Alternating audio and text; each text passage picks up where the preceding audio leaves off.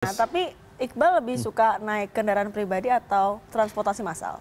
Ada dua sih. Kalau misalnya kendaraan pribadi enak, kita bisa ngapain aja dan biasanya lebih murah. Tetapi kalau misalnya untuk menggunakan transportasi massal seperti halnya kereta api ataupun pesawat, sebenarnya lebih cepat, lebih santai, tapi akan memakan biaya yang cukup besar atau menguras kantong. Nah, gitu. kini ada informasi soal kereta api. Nah, ini PT Kereta Api Indonesia menggait potensi pasar kaum milenial atau KAI Millennial Travel Fair. Tapi sayangnya ini minat bepergian kaum milenial ternyata masih mengandalkan moda transportasi pesawat terbang.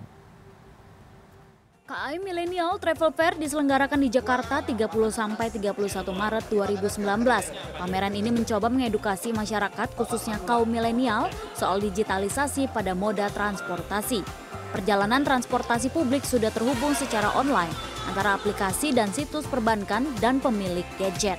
Selain itu, KAI sadar betul bahwa kaum milenial adalah pasar baru yang bisa disasar karena milenial doyan jalan-jalan dan menghabiskan uang mereka untuk liburan.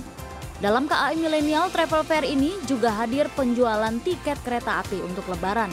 Namun animonya tidak tinggi karena perjalanan yang tersedia hanya sampai Juni 2019. Dan pembelian sudah tersedia melalui online sejak awal Maret.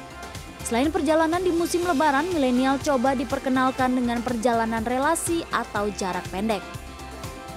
Tujuannya intinya ini event yang kami fokuskan untuk milenial. Milenial kami anggap sebagai pangsa pasar yang belum fokus kita dalamin. Padahal sebenarnya kalau yang berlaku di masyarakat umum, kaum milenial ini justru sebagai top spender dari traveling. Jadi kita melihat ceruk ini, makanya kita berusaha membuat event yang kira-kira cocok dengan kaum milenial. Nah, kaum milenial yang kami anggap ini bukan batasan usia. Jadi memang orang yang senang berjiwa muda, yang senang traveling, itu kami anggap sebagai kaum milenial. Namun milenial merasa perjalanan mereka lebih cepat ditempuh dengan menggunakan pesawat terbang. Sebab dengan perbedaan harga tiket yang tidak terlalu besar, mereka mendapatkan waktu tempuh yang lebih singkat. Selain pesawat, perjalanan sekitar Pulau Jawa dirasakan lebih nyaman bila menggunakan mobil.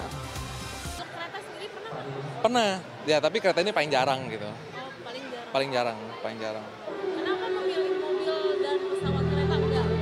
Nah, kalau misalkan mobil kan buat road trip yang jauh itu kan lebih enak, bisa mampir-mampir dulu. Kalau pesawat ya waktu lebih cepet. Kalau kereta itu ya agak gimana gitu.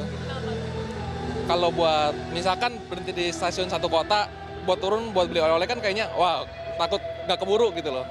Gitu. Jadi ya kita milih mobil sama pesawat.